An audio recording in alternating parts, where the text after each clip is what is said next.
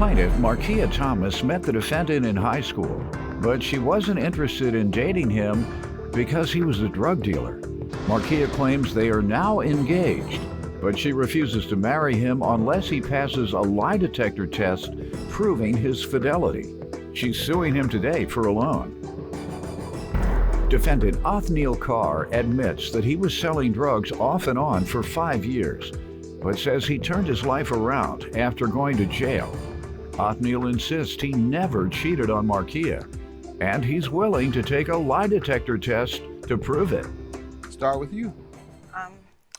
Your Honor, this is my boyfriend. Was my boyfriend, my fiance now, Othniel Carr. I've known him since high school.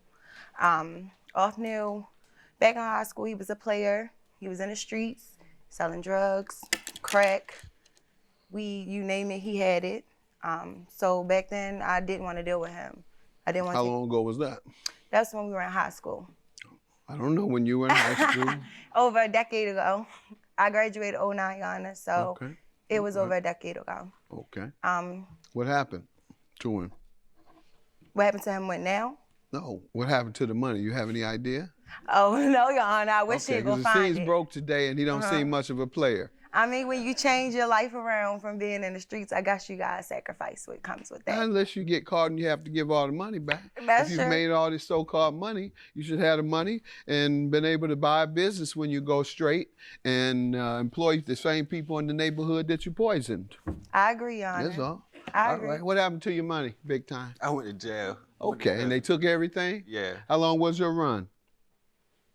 I mean, probably like 5 years, on and off. Okay, how much money did you make? I don't know, I can't estimate it. All right, you've been better off working in McDonald's then. All right, go ahead. This man wasn't no baller. All right, Your Honor. All right, go ahead. Ballers know what they had. They said, I made 2-3 million, Judge. I was doing it. Go ahead. Your Honor, recently I ran back into Othniel. I seen he had changed his life around. So I actually gave him a chance. What was he doing with his life at that point? He had graduated from a school where as though he was doing roofing and flooring and things like that. Excellent. And I would see it on, social media and things like that. I just wasn't really sure if I was interested. You give me some background, young man. Seen it downtown. Tell me how you transform your life. I went to the little jumpstart program, like trade school. After you came home? Yeah. That was pretty much the only way I was gonna get a job. How long did it last? The It was program? only like 3 months. Okay. What did you learn? What skill did you learn? Carpentry. Okay. Yeah. And So, you've been employed, maintained employment since then? Yeah. For the most part? Yes. For the Good. most part. So you're a good example. If the government would provide enough monies or private sector to train ex-offenders when they come home, they're less likely to commit a crime. Yeah. I mean, the best anti-crime program is a job. Can't get a job these days unless you train. Tell me more about yourself.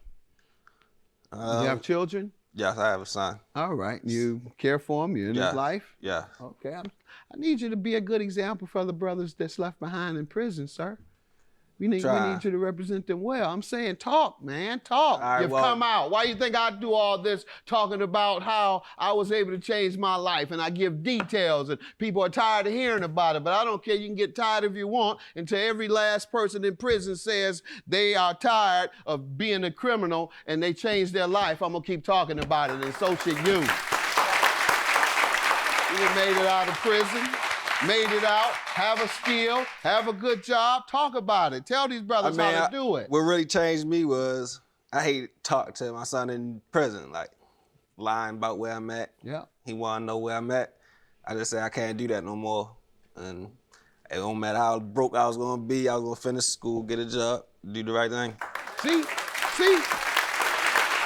Another stereotype is that we don't love and take care of our kids if you're a criminal or if you're in prison or in jail. You don't like your kids. He don't want to take care of his kids. That's not true. Guys I know in prison or on the street love their kids just as much as anybody else. They just took those risks, live reckless and destructive life based on the environment that they came up in, the failed education system, poverty, all the other things. It does change the dynamic of a life. I got a big prison following. A lot of brothers in prison watch me. And that's why, because we try to let them know that they're human and we know their challenges, we know where they are, how they got there, and we can tell them how to come out. So thank you. Plaintiff Markia Thomas is engaged to the defendant, but she refuses to marry him unless he passes a lie detector test proving he's never cheated. Now tell me about the lawsuit. Well, prior to the loan, Your Honor, when we dated for 3 months, we didn't kiss, have any type of relations or anything like that. We was together every day, every weekend. So How'd you I felt pull like that off? Yeah. He was a good man. He had come home, a changed I was man, surprised. and a gentleman. Now you telling me he was a gentleman. He really was. I cannot lie. He really was a really good man to me. He was. So after that, we began to really date and get into a relationship. I felt like I could trust off new. So around his birthday that came August, he asked for a loan for a car to get back and forth because his car had broke. You loaned him $600. When was he to repay it? He was supposed to repay it by December, but he was supposed to make increments of $50 in between the time. And he made none? He made none. All right. What's your defense, sir? I mean, I think she sued me prematurely. I know I was supposed to make increments of pay $50 increments, but we've been together the whole time. Did you pay any increment? No. Well then, why shouldn't you? Because I've been doing other things. Well, I've been getting the hair done, getting the nails done, eating. Her feeding. nails and hair done. Yeah. But that wasn't the agreement. The agreement was to give me my money back. You right? When you'd ask for your money, what would he tell you?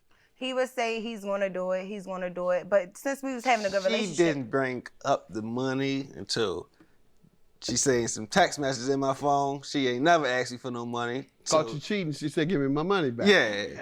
I wasn't cheating Exactly. though. I'm not gonna give you a break either if you're doing me wrong.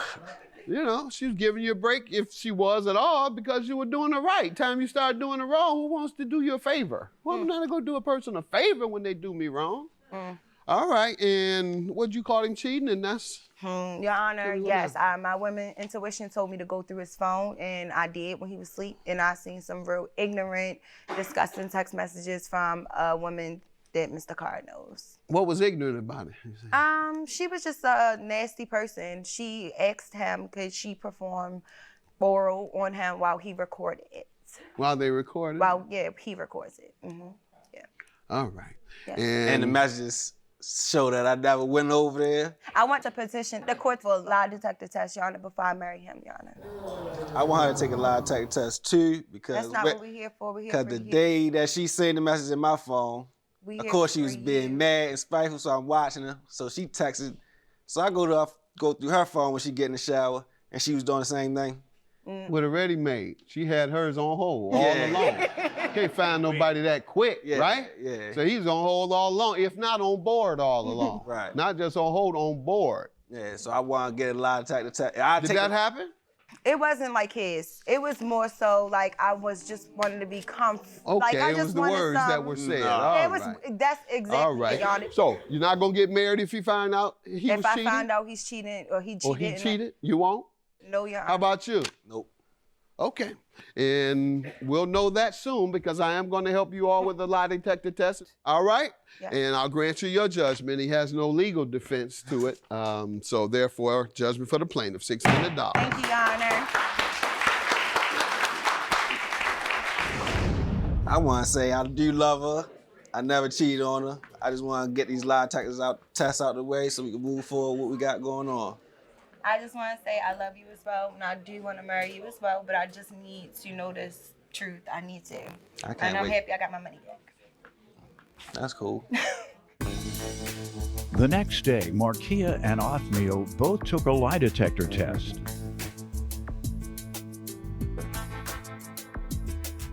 And later that day, the judge gave them their results. She passed. Congratulations. You told the truth. Thank you. Yeah. So this guy, he passed too. Congratulations. Congratulations. Man. Okay. Now y'all can move on and get married. Thanks. All right? Thanks. I'm proud of y'all. It was a pleasure I'm proud of you in particular. It was a pleasure. All right.